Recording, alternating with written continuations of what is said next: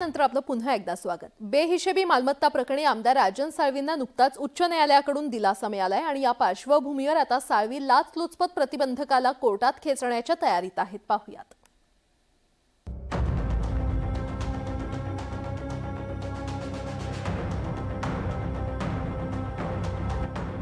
शिवसेना उद्धव बाळासाहेब ठाकरे पक्षाचे आमदार राजन साळवी यांनी आता लाचलुचपत विभागाविरोधात दंड थोपटले।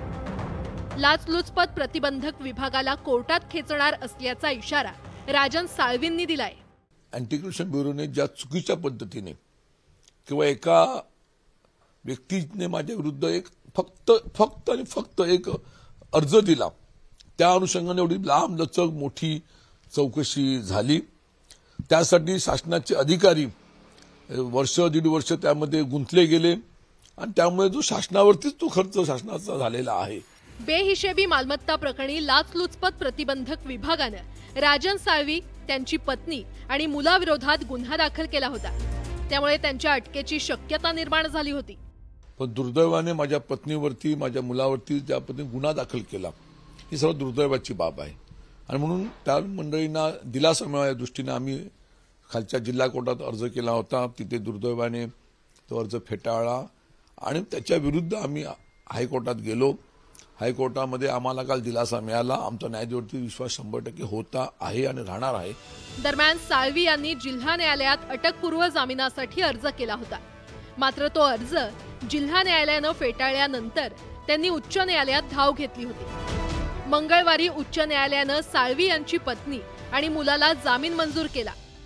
ठाकरे गटाचे आमदार राजन साळवी यांच्यावर एसीबीची कारवाई झाली होती आणि त्या अंतर्गत त्यांच्यावर गुन्हा देखील दाखल करण्यात आला। त्यांच्याबरोबरच त्यांच्या पत्नीवर आणि मुलग्यावर देखील गुन्हा दाखल करण्यात आला होता, परंतु पत्नी आणि मुलग्याचा अटकपूर्व जामिनासाठी त्यांनी अर्ज केला होता आणि त्या जामिनाला आता कुठेतरी मुहूर्त मिळालेला आहे। त्यांना अटकपूर्व जामीन मंजूर झालेला आहे आणि त्यानंतर आता परत एकदा राजन साळवी हे ऍक्शन मोडवर आलेले आहेत आणि त्यांनी आज असं स्टेटमेंट केलेलं होतं की एसीबी यंत्रणा जी आहे याच्या विरोधात मी आता सुप्रीम कोर्टात जाणार आहे।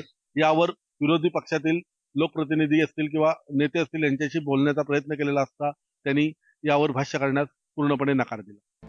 गुन्हा दाखल झाल्यापासून राजन साळवी यांच्या पत्नी अनुजा आणि मुलगा शुभम भूमिगत झाले होते, मात्र आता कोर्टाने जामीन मंजूर केल्यामुळे राजन साळवींना मोठा दिलासा मिळालाय। 3 कोटींहून अधिकची बेहिशोबी मालमत्ता जमा केल्याचा आरोप आहे।